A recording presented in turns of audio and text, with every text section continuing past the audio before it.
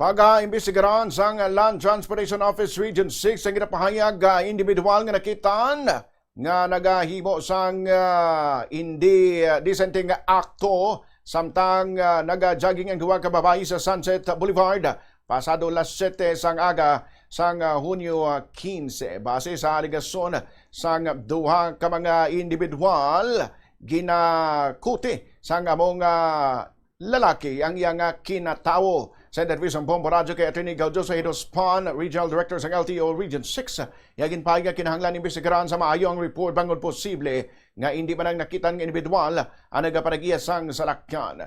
Ginakalipay man sila naging lihok sang Iloilo City Police Office sa pagpanguna ni Police Colonel Wilbert Padilla nga imbestigaran man ang nangin sitwasyon agon mahatagan sang nagakaigo nga silot kon penalidad ang ginahimo sang among lalaki. Sunuman sa iya, handa gid sila nga magkooperar sa kapulisan agud mas mangin masangkad ang ilang nga mangin operasyon. We have already referred that to the investigation unit.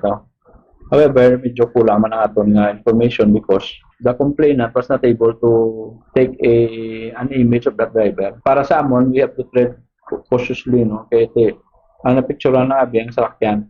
And it would be unfair for us to conclude nga ang tagasan sa salakyan mo to ang driver o nag-commit sang lewd nga acts, no?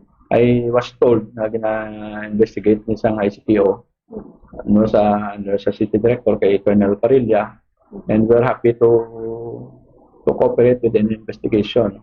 Kung ginanglan nila yung information about sa salakyan kasi or kung sino pa no? Kung ano pa ang ilang information that they need.